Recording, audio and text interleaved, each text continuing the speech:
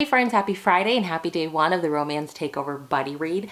I'm getting a little bit of a late start. I originally was hoping to get up a few hours early, like before my kids and everyone woke up, get a couple of quiet hours in of reading, but that did not happen. I literally fell asleep last night with my glasses on, dead files on the TV, and my Kindle in my hand. So yeah, I did not set an alarm or anything like that. Still kind of early, it's almost 9 a.m., but I just really wanted to start at like 6 or so, maybe 5. But the one that I'm going to start off with is, so if you did not see my TBR video, I'll leave it up in the cards. If you did not see it, I'm going to be reading Love on Location by Cassidy Carter, which is published by Hallmark. Another Hallmark title is Love at the Shore by Teri Wilson. I read one Teri Wilson and I really loved it. And then I'm going to be reading The Sunday Potluck by Melissa Storm and In the Market for Love by Megan Squires. The aim for today, I would really love to get 2 books read today. We will see if that happens. I would really love to get both of the Hallmark published books completed today. I have both of these on Scribed on audio. I'm thinking of starting off with Love on Location by Cassidy Carter, which is exactly 250 pages. There's a recipe in the back, which makes me so happy. Most of the Hallmark books that I've seen, they have recipes in the back. It's 250 pages exactly. So I'm thinking of starting with this one since it's a new to me author. And then if I can get that one finished today, I would love to go ahead and start on Love at the Shore by Teri Wilson. This one is exactly 258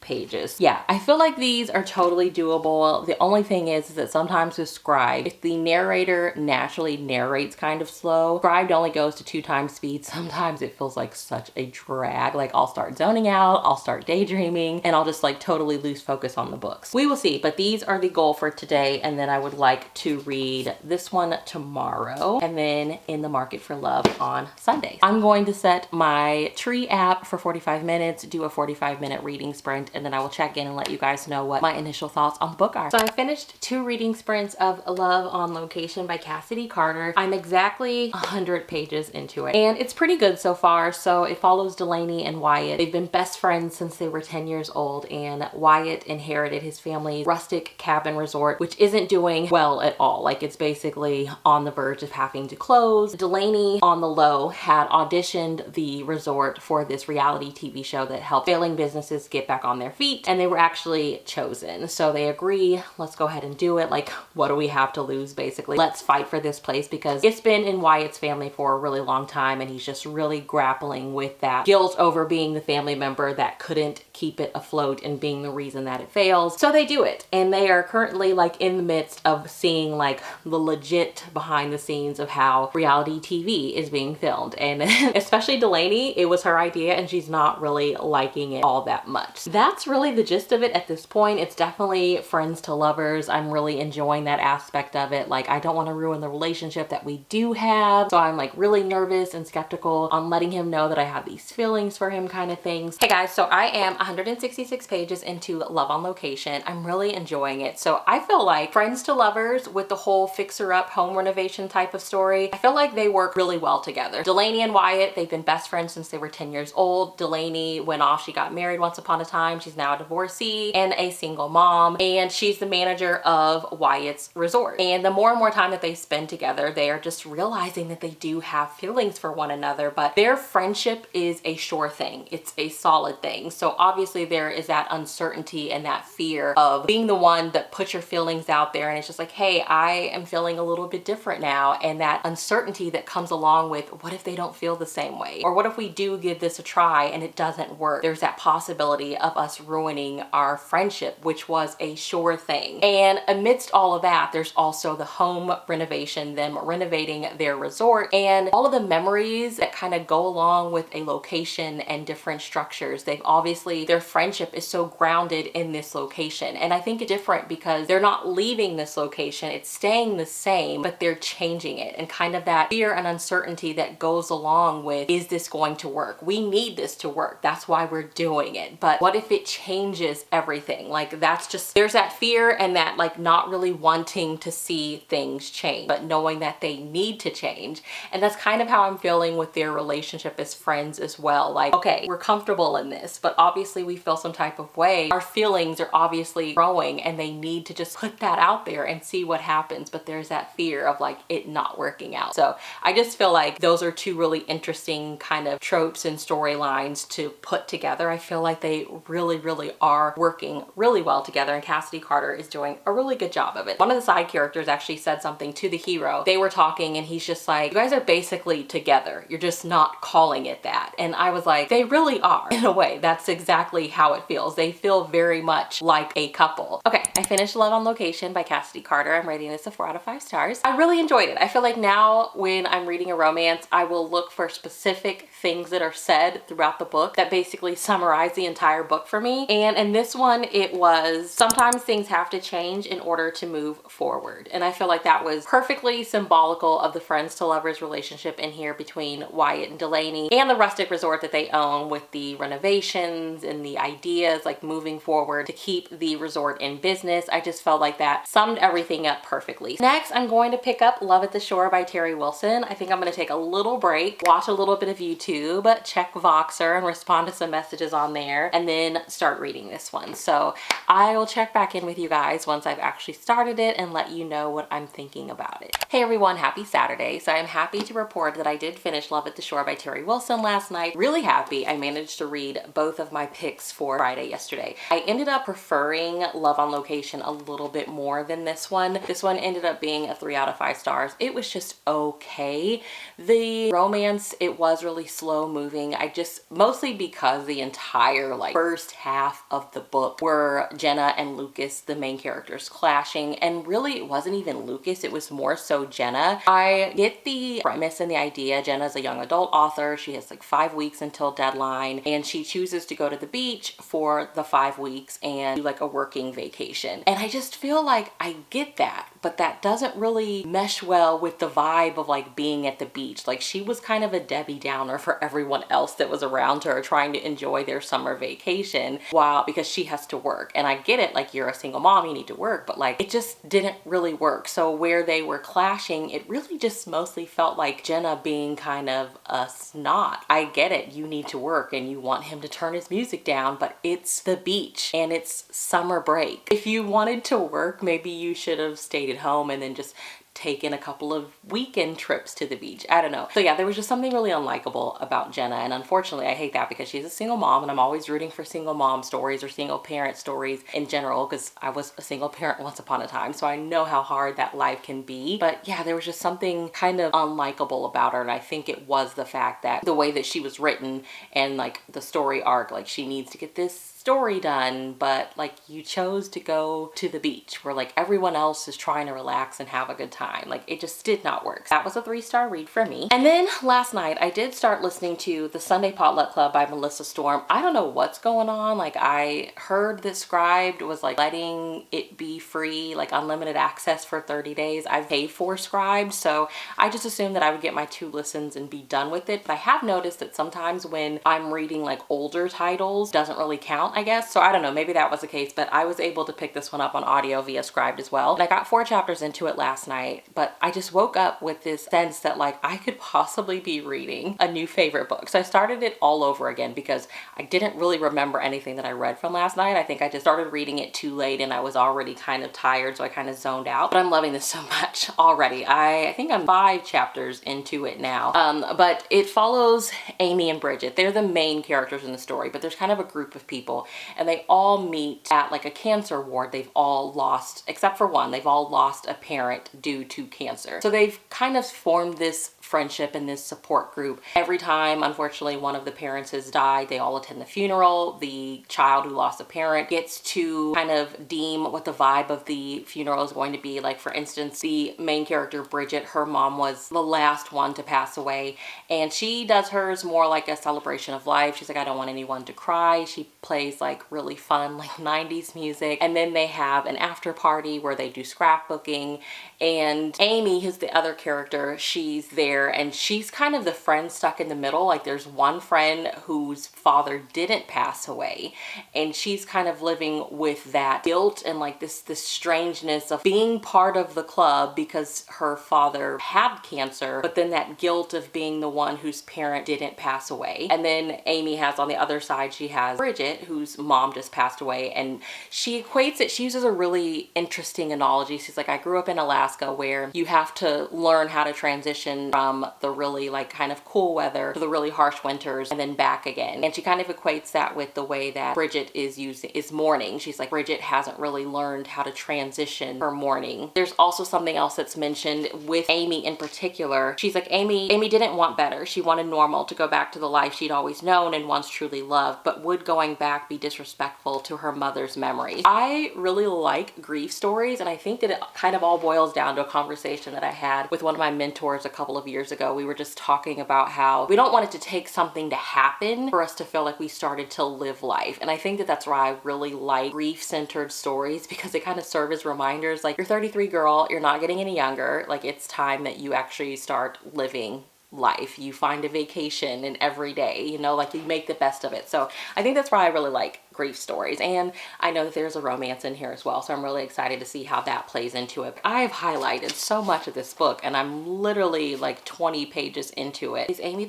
Amy's the teacher. She's a second grade teacher. She took the year off to care for her mom while her mom was battling her cancer. And she says something really, it really made me think. She says Amy's job was to be the peacemaker, the cheerleader, the smiling face that everyone loved seeing in the morning. She was terrified that loss had changed her though. Not just the loss itself, but the manner in which it was sustained. Who are we really if at any moment our minds could leave us? That was a difficult question for her as a teacher, especially. After all, it was her job to shape young minds and prepare the next generation. But all the preparation in the world couldn't save them from life's awful eventualities. There was no way to plan for a broken heart, a lost family member, or any number of terrible tragedies that plagued humankind. But could she say that aloud? No. Amy's mom had a brain tumor, so that's another kind of like jealousy and like underlying emotion that's going on. Like the other friends of hers, their parents were still in their right mind before they passed away, and for her, she just was basically feeling some type of way because she's like, I lost my mom a long time before she actually passed away. So, guys, so I'm 133 pages into The Sunday Potluck Club by Melissa Storm.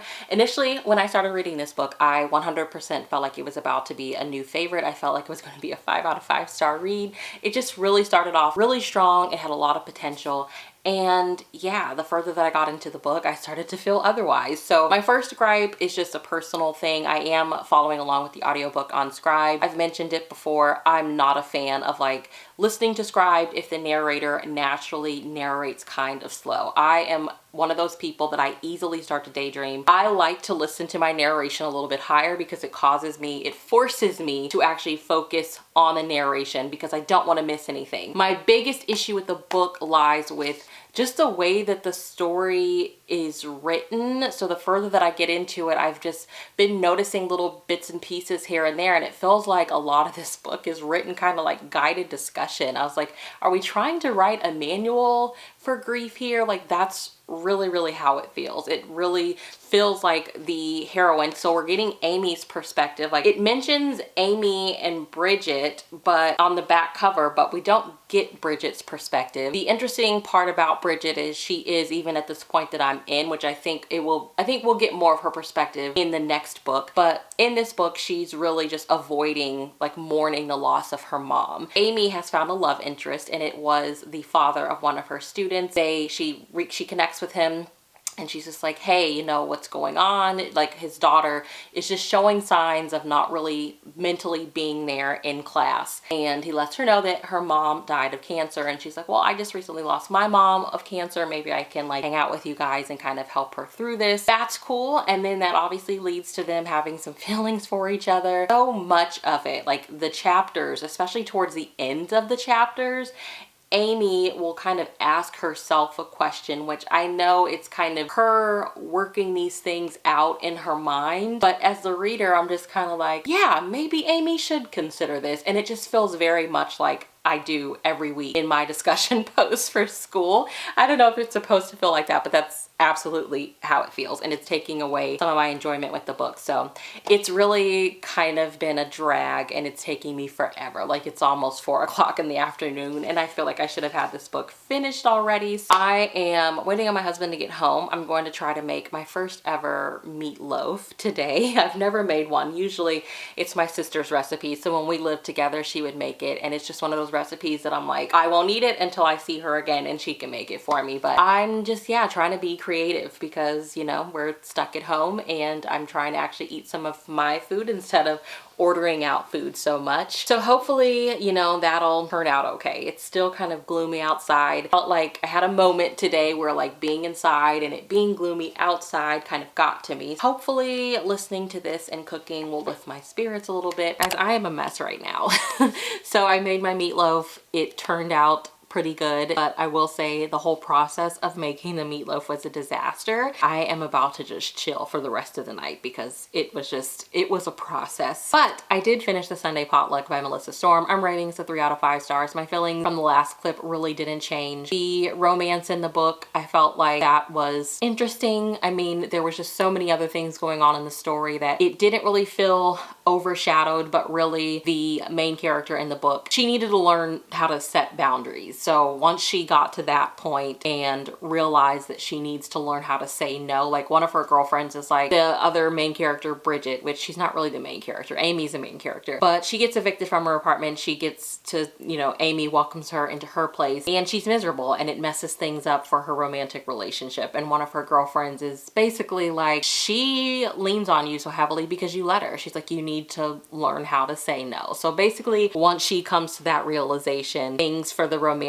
relationship kind of, you know, she realizes the work that she needs to do. This book is basically a big like, so what now? You know, you lost someone that you love, so what now? What are you gonna do now? And yeah, it just really read like a step-by-step manual with dealing with grief. I don't know, it started off with so much potential, but I don't really like the way that the author took dealing with grief in this book. It felt like she really studied the grieving and mourning process and just wanted to put that in a book and then put a romance on top of it. And I feel like I've read so many other books that handled grief well, and I was really, really hoping that this would be a new favorite, but unfortunately it just wasn't. Hey guys, happy Sunday. So it's about 4 o'clock in the afternoon. I was initially planning to read In the Market for Love by Megan Squires today, and I did start this last night. I literally got like a couple of pages into it. But I woke up really determined to clean today because it's going to be a really busy week this week for school. So I was like, let's get an audiobook so I can have something to listen to while I'm cleaning. So I went ahead and picked up the next book in the Heartbreaker Bay series by Jill Shalvis. So I'm on Accidentally on Purpose, and this is the couple that I've honestly been anticipating. It is Elle and Archer's romance. Elle is kind of the mysterious, like really loyal friend, but like the really tough one as well. Archer's like the really tough guy also. Like, he's kind of mysterious. I don't know if he's like has a military background or like a police background. Everybody knows that they have feelings for each other, but they both refuse to admit it. And now that we finally have their own story, I'm kind of seeing why. Like, it sounds like he's older than her. He was about 22, she was 16, and he kind of rescued her off of the street, and she's just always really been loyal to him ever since. And now she's older. They do like certain odd jobs together, and he could just really sense that like she's kind of stuck around because she feels like she owes him for saving her from the situation that she was in when she was younger. Obviously, like, she's older now. They both have feelings for each other, so I'm just really excited to see where it's gonna go. I'm still going to continue making my way through this one. Unfortunately, today I just didn't have the time to pick it up. But so before I picked this one up, I was already in the middle of an audiobook on Audible, and that was Feisty by Julia Kent, which is book 3 in her Do-Over series. And I am just really having fun with this series. I wasn't a big fan of the novella before the series started, and then book 1, like, I really love the characters from book 1 in the rest of the books, but unfortunately book 1 just kind of fell flat for me. But I really enjoyed the second book, and I really enjoyed this book as well. This is Fiona and Chris's romance. She gets the nickname Feisty. Back in like middle school, he tries to kiss her, she drop kicks him, and now she's a preschool teacher, and she's like always taking taking like kickboxing classes, and she has like an angry parent that comes in that she has to use her kickboxing knowledge on. So this kind of spirals her into celebrity status and just kind of goes from there. It's really, really sweet. It was a lot of fun. I really loved the kind of emphasis on Fiona's really battling with the tough girl that she had to be growing up with the woman that she is now and the woman that she wants to be. Like, she really struggles. She really wants to kind of get rid of that persona for the longest time, and she just really has to grow comfortable with knowing that she's always going to be a little bit of both. Really liked how that was handled. Really like the conversation about consent that's kind of thrown into the book as well. Overall, it was a really good time. So I did technically finish 4 books, so I'm happy about that. And yeah, I'm still really looking forward to picking this one up. I just got really, really busy, and then I sat and I watched a Hallmark movie. They had a premiere last night that I did not watch, so I finally watched that one today, and it was so good. It was so good. I'm really enjoying their spring movies. Once upon a time, I felt like all I would ever watch is their Christmas movies, and that was it. But I'm just really, really happy with, like, their Valentine releases were really good. So far, the spring movies have been really good as well. So yeah, let me know what you guys read this weekend. Did you have anything that you rated 5 out of 5 stars? Any new favorites? I would love to hear from you all. I hope you're well and you're safe. I'll see you in my next video. Have a great day. Bye.